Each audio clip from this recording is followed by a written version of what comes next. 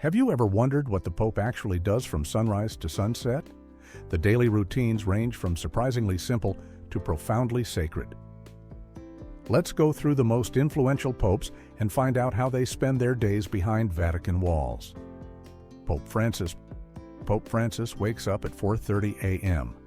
No alarm clock. He's been rising at this hour since his days as a priest in Buenos Aires. The papal apartment stays dark and quiet while the rest of Rome sleeps. His first hour is prayer. Francis prays alone in his chapel, sitting in silence before the Blessed Sacrament. He doesn't rush this. Vatican staff know not to disturb him before 6 a.m. At 6 a.m. sharp, he celebrates private Mass.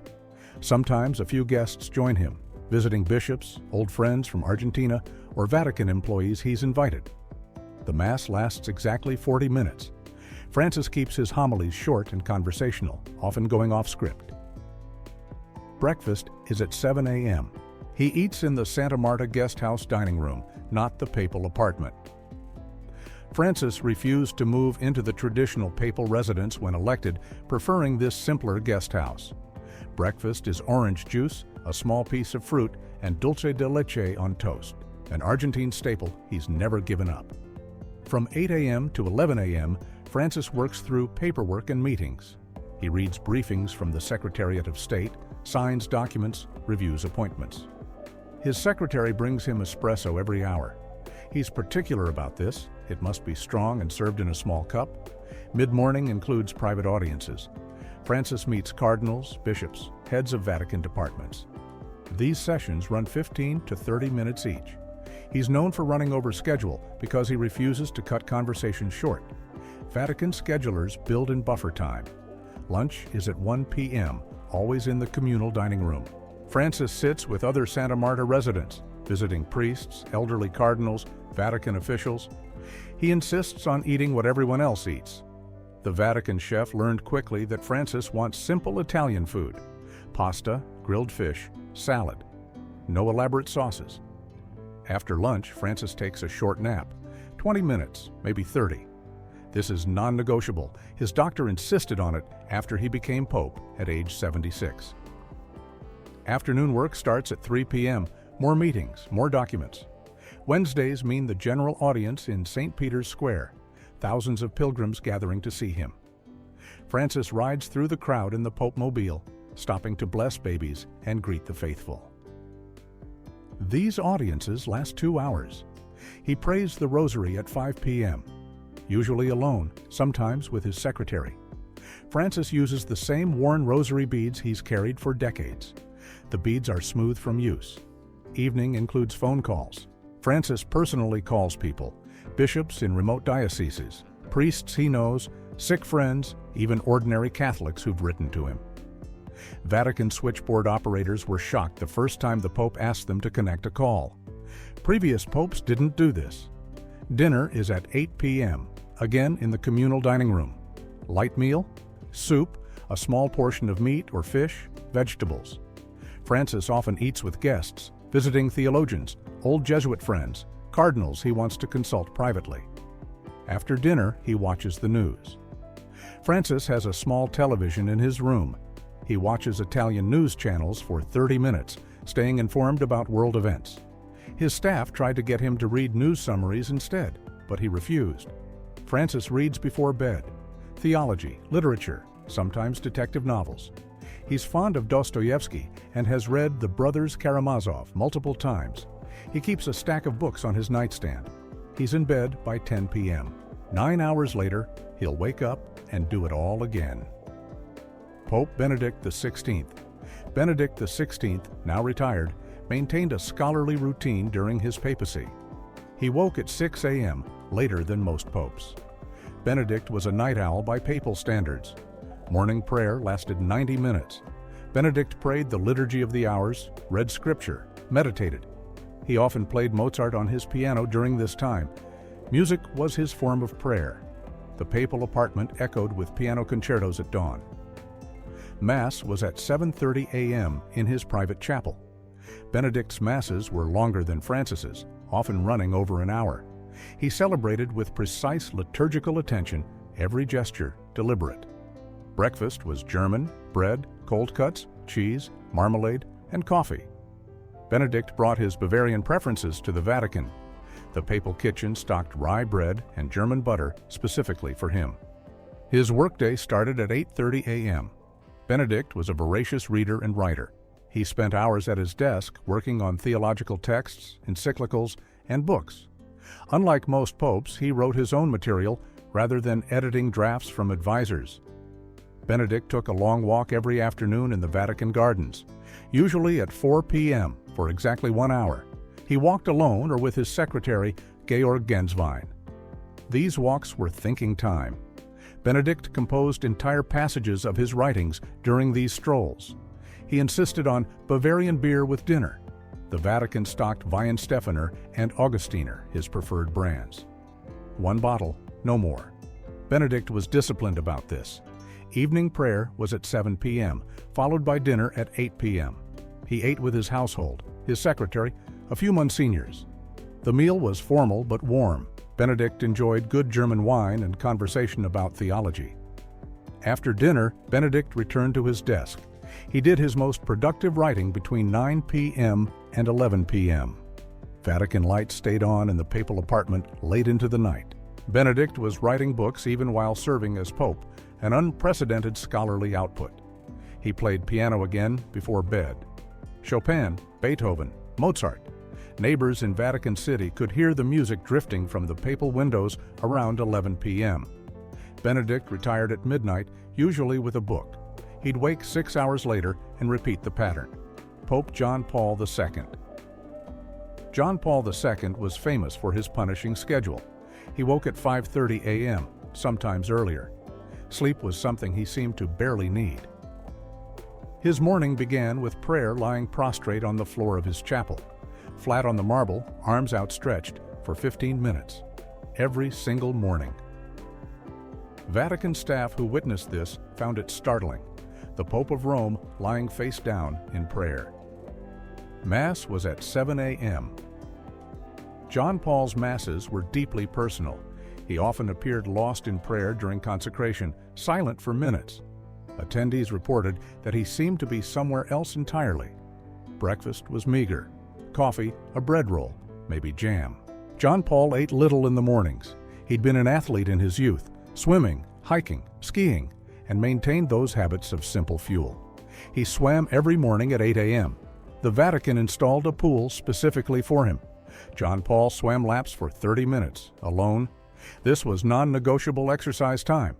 Even in his later years, when Parkinson's disease made movement difficult, he swam. Work started at 9 a.m. sharp. Mountains of paperwork. John Paul read everything: briefings, reports, letters. He personally responded to letters from children, prisoners, the sick.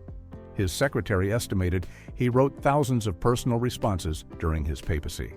He received visitors all morning, heads of state, cardinals, bishops, ordinary Catholics who'd requested an audience.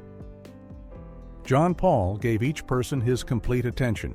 He looked them directly in the eyes, held their hands, remembered their names. Lunch was Polish food when possible.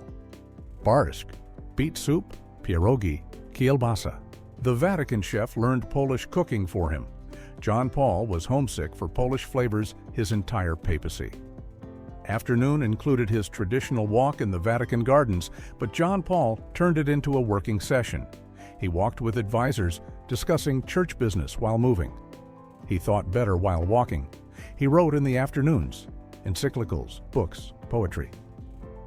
John Paul was a published poet before becoming pope and continued writing verse in Vatican City. Few people knew the Pope was composing poetry between meetings. Evening prayer at 6 p.m. included the rosary with his household staff. Everyone gathered: secretaries, nuns who ran the household, Vatican workers. John Paul insisted they pray together as a family. Dinner was at 7:30 p.m., often with guests, theologians, intellectuals, artists. John Paul loved conversation and debate. Dinners ran long, sometimes until 10 p.m., with the Pope arguing philosophy over wine. After dinner, he returned to his desk. More writing, more reading. John Paul studied until midnight regularly, sometimes later. As he aged and Parkinson's advanced, he spent these hours in prayer instead, unable to write clearly anymore. He rarely slept more than 5 hours a night. Even in his 80s, weakened by disease, John Paul maintained this schedule until his body simply couldn't continue. Pope Paul VI. Paul VI was an anxious, introspective man who brought that temperament to his daily routine. He woke at 6:30 a.m. after restless sleep. Vatican staff reported he often looked tired. Morning prayer was intensely private. Paul VI prayed alone for over an hour, rarely allowing anyone into his chapel.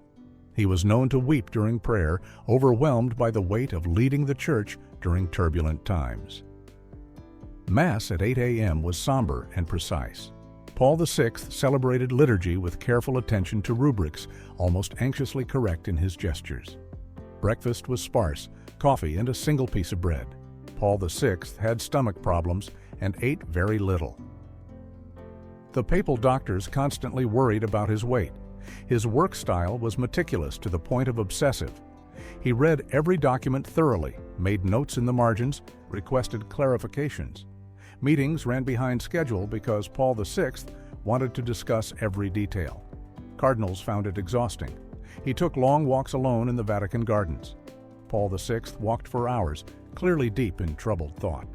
Swiss guards reported that he often seemed to be talking to himself, working through problems aloud. Lunch was at 1 p.m., usually alone. Paul VI was solitary by nature. He ate simple pasta or soup, drank a little wine. He read during meals, newspapers, reports, theological journals. Afternoon work continued until 7 p.m. More meetings, more documents, more agonizing over decisions. Paul VI was criticized for being indecisive, but his daily routine showed a man desperately trying to make the right choices. Dinner was again solitary, again simple. Paul VI was a lonely pope, and his daily schedule reflected that isolation. He worked late into the night. Vatican lights in the papal apartment stayed on until 1 a.m. or later. Paul VI was known to call advisors at midnight with questions about documents. He couldn't stop thinking about church business. Sleep came with difficulty. He'd wake at 6:30 a.m., exhausted, and do it all again. Pope John XXIII. Good Pope John, as he was called, had the most jovial daily routine of any modern pope. He woke at 4 a.m., early even by papal standards, but he woke happy. His morning prayer was cheerful. John XXIII talked to God like an old friend, sometimes aloud. His secretary reported hearing the Pope having full conversations with Jesus during morning meditation. Mass at 5:30 a.m. was warm and fatherly. John XXIII's voice broke with emotion during the consecration. He believed deeply and simply. Breakfast was substantial. John XXIII loved food and made no apologies for it. He ate bread, cheese, fruit, drank multiple cups of coffee. Previous popes had been ascetic. John XXIII was human and comfortable with it. Work started at 7 a.m. John XXIII read briefings but didn't obsess over them like Paul VI would. He made decisions quickly, trusting his instincts. This frustrated Vatican bureaucrats used to more deliberative popes. He met with people all morning, cardinals, bishops, ordinary priests. John XXIII was famous for his warmth. He hugged visitors, joked with them, asked about their families. Vatican protocol officers didn't know what to do with a pope who acted like everyone's favorite uncle. Lunch was at 1 p.m. with guests. John XXIII insisted on company for meals. He invited cardinals, visiting bishops, Vatican staff. The conversation was lively, full of laughter. He told stories from his days as a papal nuncio, made everyone comfortable. He took a long nap after lunch, sometimes 2 hours. John XXIII was elderly when elected and needed rest. Afternoon work was lighter. More meetings, but John XXIII kept them short. He got bored with long bureaucratic discussions and would simply make a decision to end the meeting. He walked in the Vatican gardens at 5 p.m. Unlike Benedict's solitary walks or Paul VI's anxious pacing, John XXIII walked with companions, his secretary, friendly cardinals. He stopped to talk with gardeners, asked about their families. Evening prayer at 6 p.m. was Vespers, chanted with his household. John the 23rd loved the ancient prayers, sang them enthusiastically, if not beautifully. Dinner at 7:30 p.m. was another social affair. More guests, more stories, more laughter. John the 23rd drank wine with dinner and enjoyed it. He believed God wanted people to be joyful. He watched television after dinner. John the 23rd was fascinated by this new technology. He watched Italian variety shows, news programs, laughed at comedies. Vatican officials were scandalized that the Pope watched television, but he didn't care. He went to bed at 10 p.m., tired but content. John the 23rd slept well, woke early, and approached each day with hope. What becomes clear looking at the Pope's daily routines is just how different they were from each other. Francis eating breakfast with strangers in a guest house. Benedict composing theology by moonlight. John Paul II swimming laps at dawn. John the 23rd watching television and laughing. For all their Vatican palaces and sacred duties, when it comes to how they spend their days, the popes aren't so different from anyone else. They're just trying to pray, work, and find moments of peace. Which of these surprised you the most? Let us know in the comments. Thank you so much for watching, and please like and subscribe to see more like this, to see more like this, to see more like